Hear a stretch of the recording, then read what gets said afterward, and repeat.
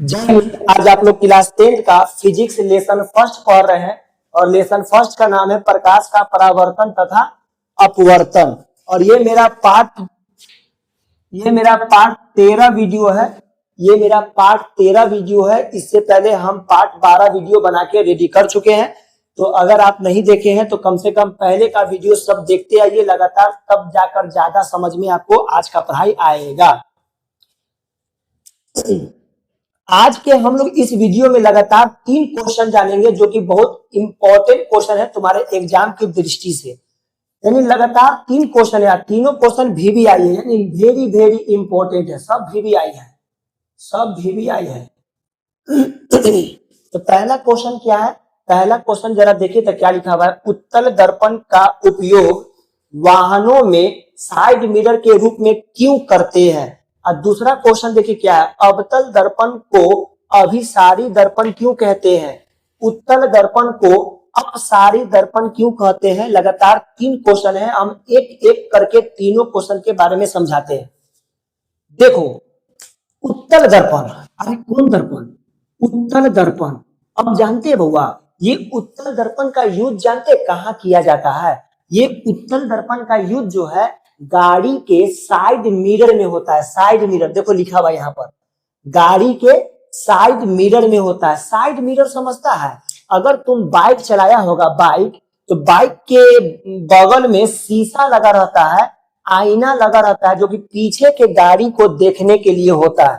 तो जो शीशा लगा हुआ है उसी शीशा को हम लोग कहते हैं उत्तल दर्पण। यानी उसमें जो कांच लगा हुआ है ना, उसमें जो दर्पण है वह कौन सा दर्पण होता है?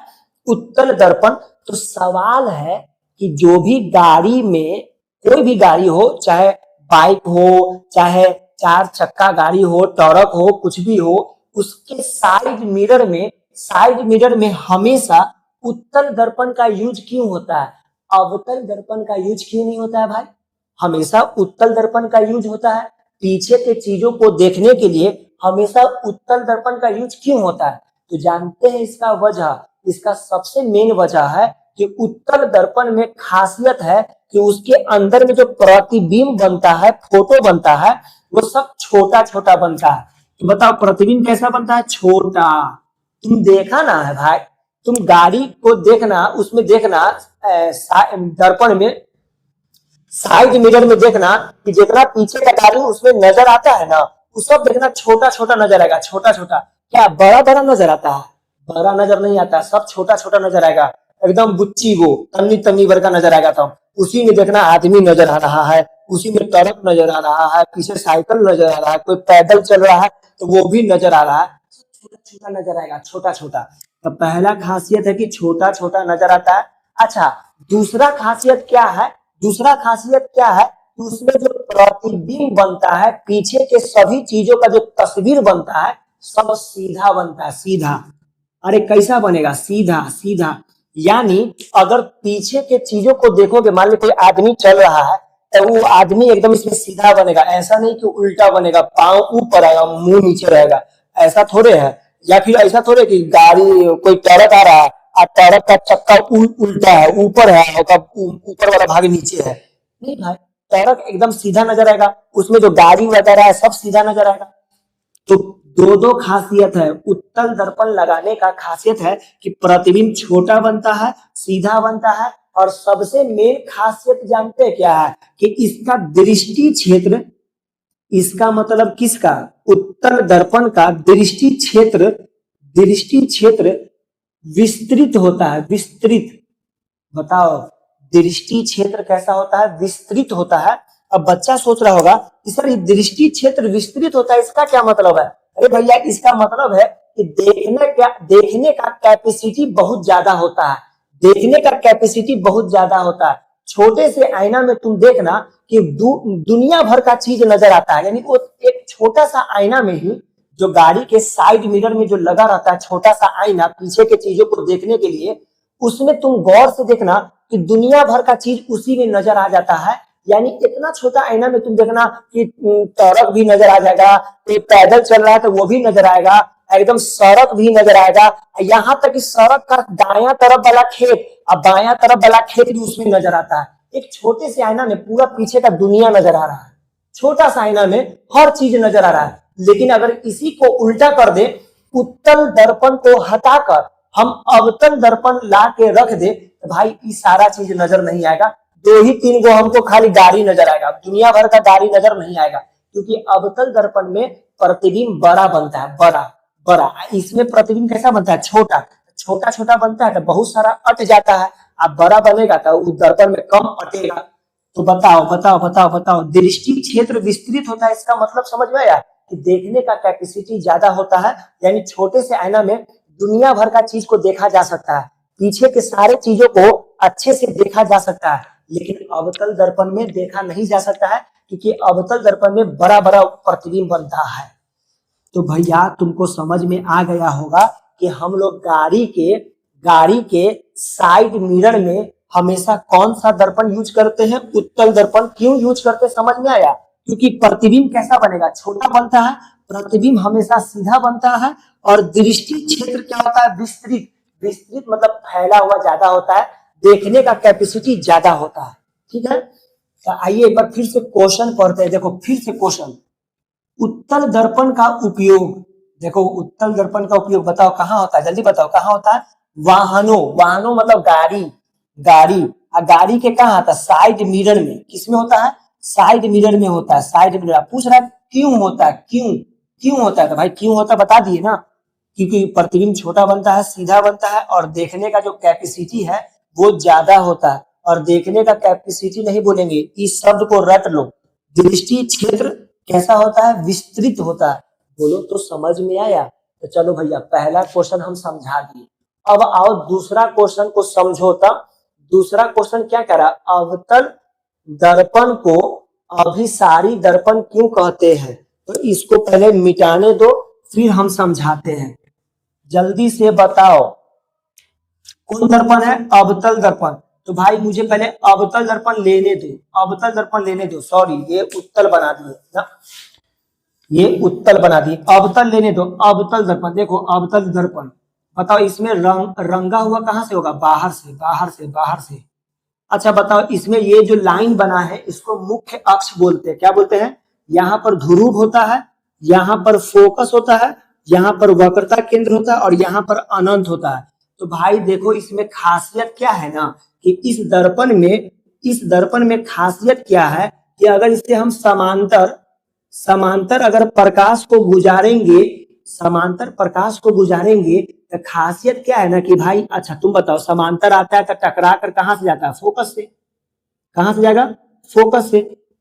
अगर मैं समांतर लाऊं इस तरह से समांतर, तो कहां से गुजरेगा, फोकस से गुजरेगा, फोकस से। मैं नीचे भी दिखा देता हूं, नीचे भी कि अगर समांतर आ रहा है, समांतर मतलब एकदम सामने आ रहा है, तो ये टकरा कर कहां से गुजरेगा, फोकस से गुजरेगा।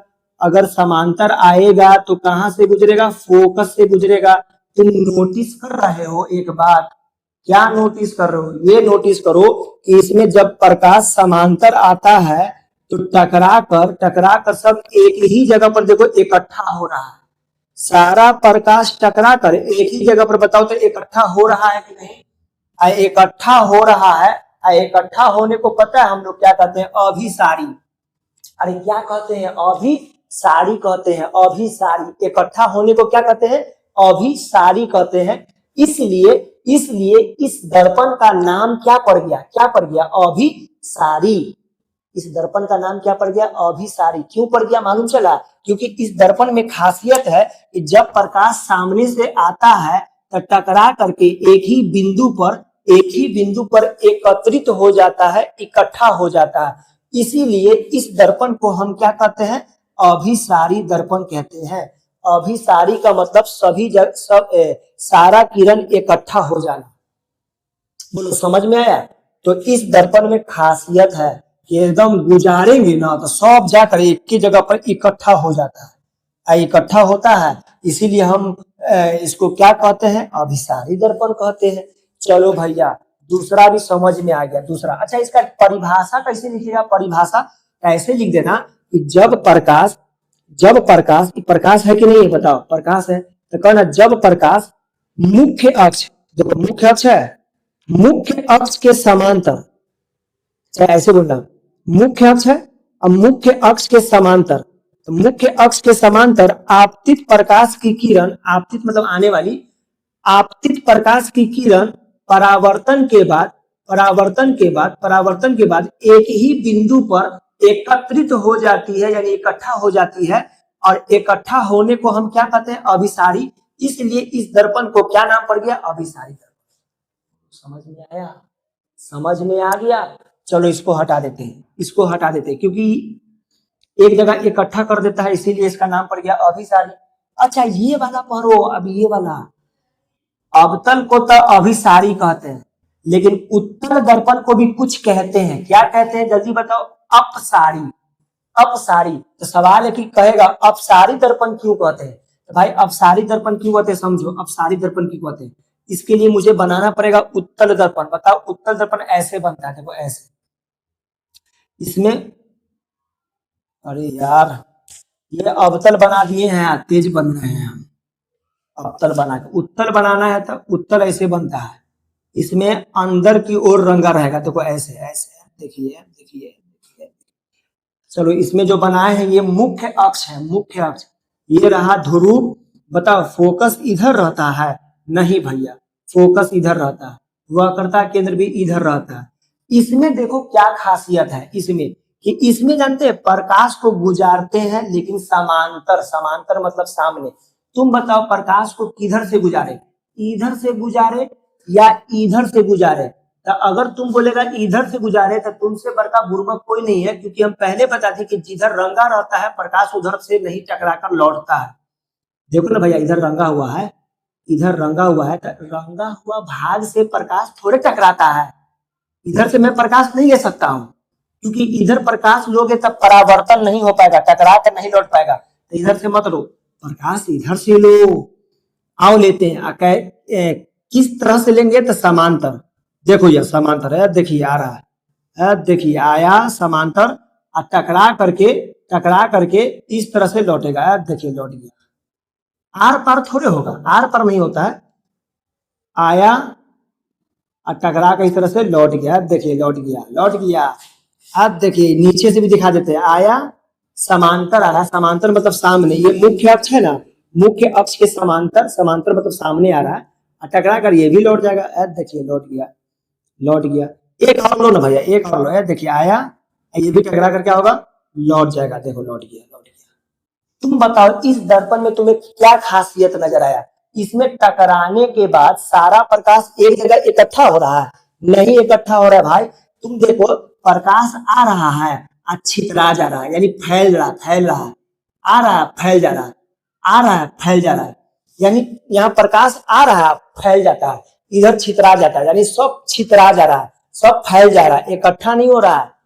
पिछला वाले में, ये वाले में, अवतल में सब इकट्ठा हो गया था, इकट्ठा होना को अभिसारी बोलते थे, यहाँ इकट्ठा नहीं हो रहा, यहाँ फैल रहा है, और फैलने को पता है क्या बोलते हैं, अपसारी। अरे फैलने को क्या बोलते हैं, अपसारी, क्या बोलते हैं, अपसारी।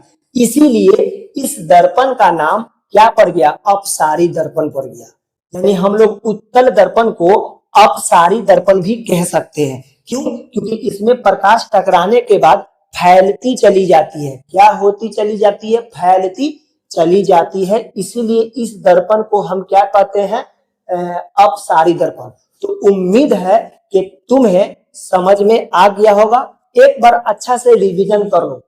तुम बताओ उत्तल दर्पण का यूज कहाँ होता है, तो हम बताए हैं कि गाड़ी के साइड मिरर में होता है, ताकि पीछे के गाड़ियों को देख सके। तो सवाल है कि उत्तल दर्पण का यूज पीछे साइड मिरर के रूप में क्यों होता है, इसलिए होता है ताकि प्रतिबिंब छोटा बनता है, उसमें प्रतिबिंब कैसा बनता है, छोटा बनता है, सीधा बनता है, और दृष्टि क्षेत्र विस्तृत होता है। बताए थे दृष्टि क्षेत्र विस्तृत का मतलब देखने का कैपेसिटी ज्यादा होता है, छोटे से आईना में दुनिया भर का चीज नजर आता है, तो इसीलिए उत्तल दर्पण का यूज करते हैं। अच्छा ये वाला बताओ, अवतल दर्पण को अभिसारी दर्पण क्यों कहते हैं, इसलिए कहते हैं क्योंकि अवतल दर्पण में जितना भी प्रकाश आता है सब एक ही बिंदु पर एकत्रित हो जाता है, जमा हो जाता है, इसलिए हम अवतल को क्या कहते हैं, अभिसारी। अच्छा उत्तल दर्पण को अपसारी क्यों कहते हैं? तो इसको अपसारी इसलिए कहते हैं क्योंकि यहाँ टकराने के बाद प्रकाश इकट्ठा नहीं होता है बल्कि फैलता चला जाता है, यानी प्रकाश फैलती चली जाती है, सब फैल जाता है और फैलना को क्या कहते हैं? अपसारी। इसलिए उत्तल दर्पण को हम क्या कहते हैं? अपसारी दर्पण कहते हैं। अब उम्मीद है कि अच्छा से क्लियर हो गया होगा, और अगर क्लियर हो गया है तो अब हम नेक्स्ट वीडियो में मिलेंगे। आज के लिए जय हिंद।